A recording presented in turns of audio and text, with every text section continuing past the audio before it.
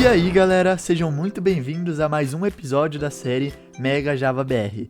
E finalmente chegou o dia de você entender o que é aquele bendito P&D que todo time fala. Então, muito prazer, meu nome é Rodrigo e hoje nós vamos iniciar nossos estudos no P&D. Só que para não ficar muito longo, a gente decidiu separar esse vídeo em duas partes. Então nesse episódio a gente vai estar focando em por que a gente precisa usar o P&D e no termo proporcional. Agora no próximo vídeo a gente vai abordar o termo integral e o termo derivativo. Mas por que o P&D é importante?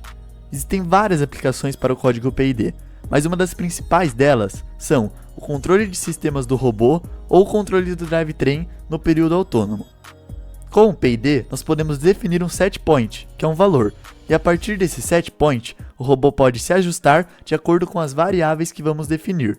Como vocês vão ver no vídeo de fundo, quando estamos utilizando um controle sem o P&D, o sistema não sustenta e cai. O mesmo não acontece quando acionamos um controle P&D. Além disso, se o sistema está sem o controle P&D, se torna frustrante para o operador, sem ter uma resposta responsiva entre o controle e o robô. Além de podermos controlar os sistemas de maneira manual, podemos criar automatizações com o P&D, como quando simplesmente apertamos um botão e o robô vai fazer determinada ação. É assim que os times se realizam para automatizar o processo de coleta de peças no meio do jogo, sem precisar de muito esforço do operador, como por exemplo, definir cada botão para realizar uma ação diferente, como um botão para o ângulo de 45 graus, um para o de 90 graus e assim por diante. Porém, é realmente fácil cometer erros na primeira vez que automatizamos um mecanismo usando o P&D. Então, por esse motivo, vamos primeiro praticar a automatização do drivetrain, que é o mais difícil de quebrar alguma coisa, e depois programaremos o braço nos próximos vídeos. O desafio. Então imagine que programamos dois botões, um deles para ir para frente 10 metros e outro para voltar 10 metros. Essas duas posições desejadas, 10 metros e 0, são chamadas de setPoint. No último vídeo, adicionamos um sensor chamado encoder nas rodas, para dizer ao robô onde ele está. Então o robô pode verificar repetidamente se chegou ao setPoint. Assim, ele pode parar. No entanto, mesmo depois que o robô para, a inércia faz com que o robô continue a andar. Para resolver esse problema, queremos que o robô diminua gradualmente à medida que se aproxima do setPoint. E para isso, temos o algoritmo de P&D, que pode lidar com a desaceleração quando o robô está perto do setPoint, parar de maneira muito precisa no setPoint e pode completar o movimento de forma muito rápida. Essas são algumas das razões pelas quais o P&D é comumente usado para automatizar robôs na FRC. Então agora que a gente já sabe por que a gente vai utilizar o P&D, vamos entender os significados de suas letras. Então as letras P e D são componentes fundamentais que consistem em controlar o P&D, representando as palavras proporcional, integral e derivada. Vamos agora explicar a função de cada componente e como ajustá-los adequadamente. Começando com P, de proporcional. O robô usa o sensor, o encoder, para medir a distância entre onde quer estar e onde ele realmente está. Isso é chamado de erro. Imagine que quanto mais longe estiver do lugar certo, mais rápido o robô deve se mover. Esta velocidade é proporcional ao erro. Matematicamente, usamos uma fórmula simples, velocidade igual a kp, vezes o erro. Se o erro diminuir, a velocidade também diminui, e se o erro aumenta, a velocidade aumenta.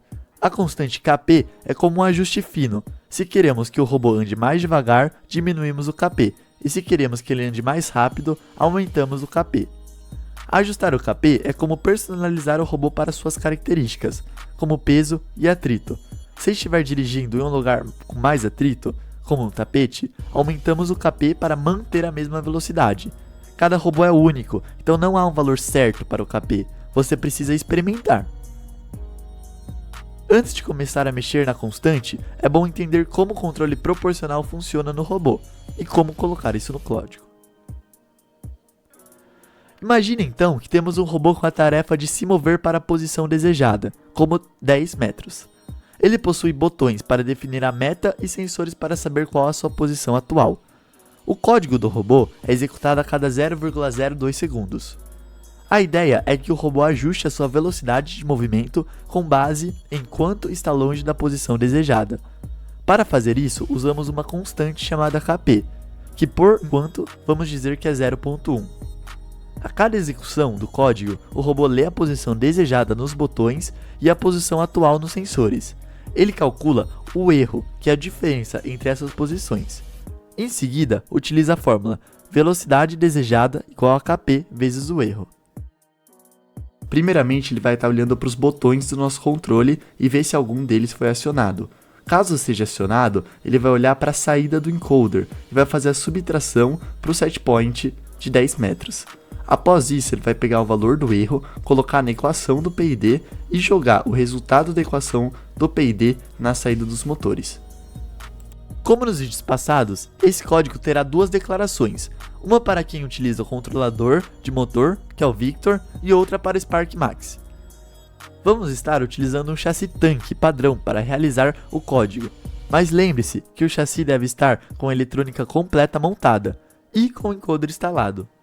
Como dito anteriormente, vamos fazer esse código no Timed Skeleton Advanced, pois o objetivo principal do vídeo é o entendimento do PID, e esse modelo facilita a explicação. Então galera, vamos lá criar o nosso código.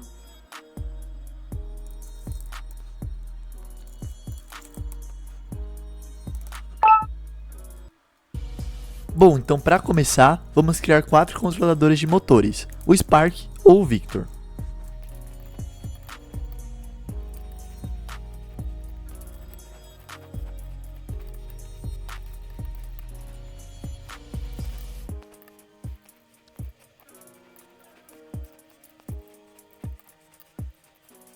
Em seguida, criamos um joystick chamado Controle 1 e colocamos na porta 0. Agora, vamos criar o objeto do encoder. É importante a gente se atentar às portas em que o encoder está conectado no RoboHill.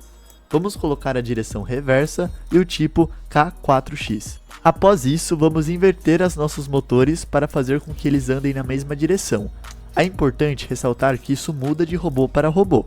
E criar um grupo de motores.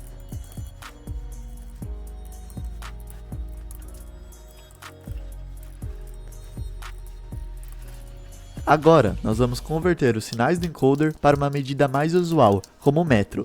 Para isso, utilizamos essa constante, que converte primeiramente para pés, que é o padrão da FRC, e posteriormente para metro. É necessário calibrar essa constante de acordo com o tamanho da roda e especificações do seu robô. Em seguida, no teleop init, definiremos o encoder como 0, chamando o reset do encoder. Agora, com a parte da declaração já feita, vamos iniciar o nosso código do PID. Mas antes, vocês precisam saber de algumas coisinhas.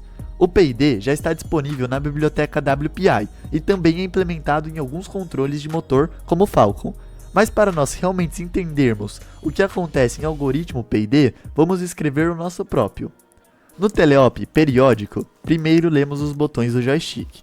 Queremos que quando apertamos o botão 1, o robô vá para 10 metros, e quando apertamos o botão 2, vai para 0 metros.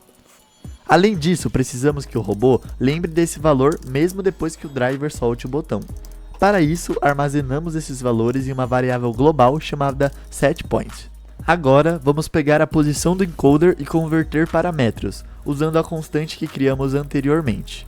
Em seguida, encontramos o erro subtraindo o setpoint pela posição atual. Agora, podemos obter as saídas dos motores usando a equação do proporcional. Vamos armazenar o Kp na variável constante global. Bom, então agora eu vou inserir a velocidade calculada dos motores. E para isso, nós vamos no robot init, vamos criar um objeto do tipo drive e criar uma variável global do tipo drive. Então agora eu vou inserir a velocidade calculada dos motores. O código comentado seria o que está acontecendo dentro do método TankDrive, e foi esse motivo que criamos o objeto drive.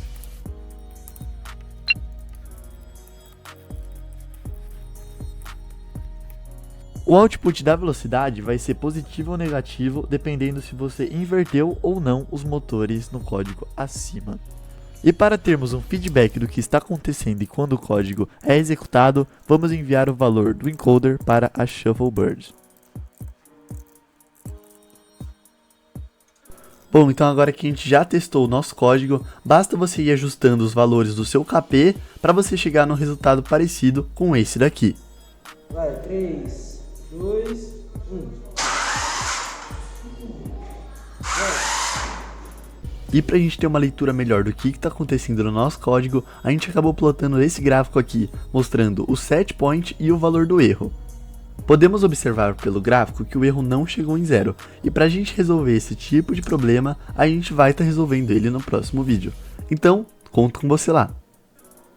Bom pessoal, então a gente vai encerrando mais um vídeo da série Mega Java BR. Eu queria agradecer todo mundo que ficou até aqui, e se vocês puderem ajudar a gente, por favor já vai deixando o like, já vai se inscrevendo no nosso canal, e é claro que se você tiver algum tipo de dúvida, pode estar enviando aqui nos comentários ou diretamente no nosso e-mail. Todo o material vai estar disponível lá no GitHub, e até a próxima!